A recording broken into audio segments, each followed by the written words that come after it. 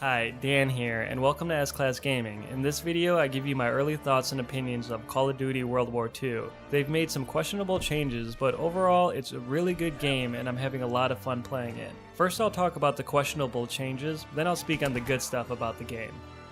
First questionable change, the perk system. They changed it for some reason. In my opinion, the Pick 10 system was one of the most profound things that ever came to Call of Duty. I think I would have liked it better if they built upon that system instead of making a new one, which is more basic. I think they changed it to make things simpler for new players, but the Pick 10 system was not an overcomplicated system by all means. It's too early in the game's lifespan to make a strong opinion about this change, but I really liked how in the older games you can combine different sets of perks that match up well with your playstyle. In this new Call of Duty though, you don't have that as much. Another thing I want to talk about is the social center. So far, I'm not a fan. I feel like I liked it better when everything found in the social center was condensed into the multiplayer menus like in the previous games. Don't get me wrong though, it's a good concept and maybe a lot more people like it than I realized, but for someone like me who just likes playing the game and checking my stats, all the social center amounts to is longer load times. The final change I want to discuss is the maps. There's less base maps in multiplayer now, and it's noticeable. I felt like I was playing the same maps over and over again, so I had to look it up online and come to find out in order to access the other maps you have to either play war mode or be a season pass owner, which gives you one additional map to play in the normal multiplayer game modes. For someone like me who for the most part just likes sticking to the regular game modes, all this amounts to is 3 less maps in the rotation. 3 less maps may not seem like a lot, but again, when you're playing a lot, it quickly becomes apparent because the maps get repetitive really fast. But not just that, only some of the maps play well, and the others have way too much open space, which means you can get killed from random spots that are really hard to prepare or defend against. This is most apparent on the map Gustav Cannon. On this map, there's way too much open space. It seems that you can die from any angle, especially if a player makes it to the top of the train. Once up there, you have full coverage of the entire map. I could understand full coverage of a section of the map or one lane, but full coverage of the entire map is overpowered. This gets frustrating really fast because not only do you have to fight against players that are on ground level, but you can also die at any moment from some jerk on top of the train.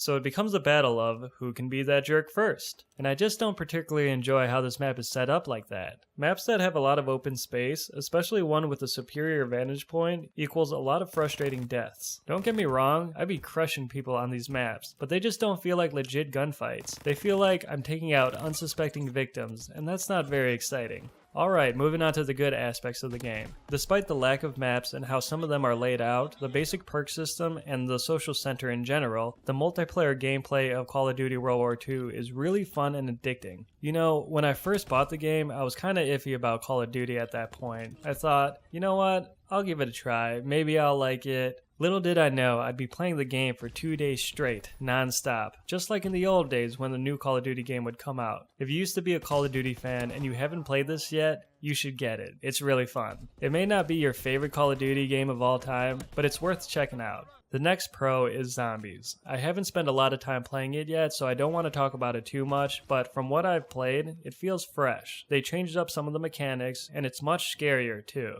My last pro is the music. For some people, music isn't a factor, but it's something I've always looked out for in video games. Not for purchasing decisions, but if the music is done well, it allows you to experience the game on a highly immersive level. And for a veteran like myself, the music of Call of Duty WW2 gives me a sense of cohesion, brotherhood, and great honor, which reminds me of my army days. To sum up, the music is great, and I love it. Overall, Call of Duty is back. Done are the days of silly jetpacks and flying through the air, and now it's back to boots on the ground, run and gun action. And fans of the series who might have been giving up on Call of Duty at this point are probably very pleased with this game. I definitely am. Well, that wraps up this video. Let me know in the comments section at least one pro or con that you find about Call of Duty WW2. I'll be happy to hear what you think about the game so far. Please show your support by liking this video and subscribing. I'm Dan from S-Class Gaming. Take care.